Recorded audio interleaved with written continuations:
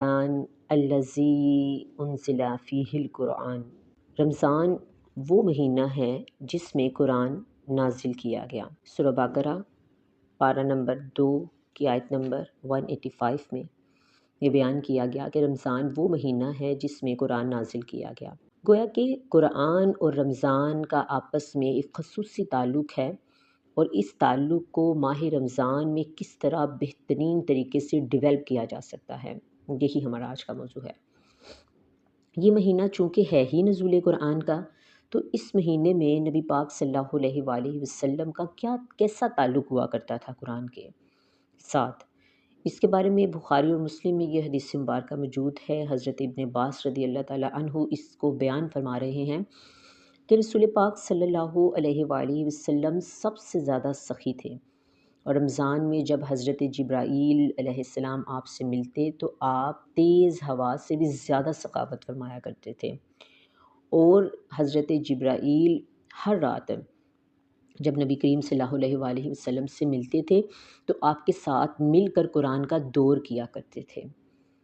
تو یہ حدیث مبارکہ سے بات واضح ہو رہی ہے کہ رمضان کی راتوں میں نبی پاک صلی اللہ علیہ وآلہ وسلم حضرت جبرائیل کے ساتھ مل کر قرآن پاک کا دور فرماتے تھے،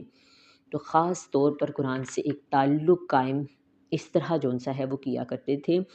اور اس کے علاوہ قرآن کے جو عظمت ہے اور قرآن سے جو تعلق ہے وہ قائم کرنا کیوں ضروری ہے، ایک حدیث مبارکہ اس کے بارے میں حضرت ابو امامہ رضی اللہ تعالیٰ عنہ سے یہ مروی ہے۔ وہ فرماتے ہیں کہ میں نے رسول پاک صلی اللہ علیہ وآلہ وسلم کو یہ کہتے ہوئے سنا کہ قرآن کو پڑھا کرو،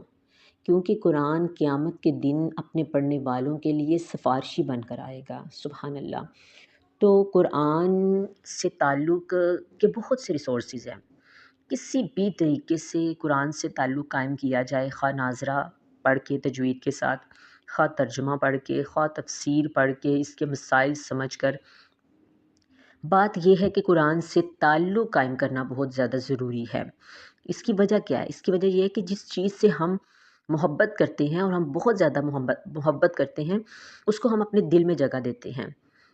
تو دل میں جگہ دینے کے لیے ہمیں وہ سارے ریسورسز اپنانے پڑتے ہیں جو کہ ہماری قربت کا ذریعہ بنتے ہیں۔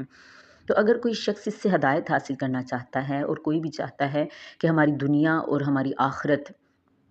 آسان ہو جائے، فلاح والی ہو جائے، کامیابی والی ہو جائے، تو اس کو یہ تعلق قائم کرنے کے لیے بہترین مہینہ ہمارے سروں پر سایہ فگن ہے۔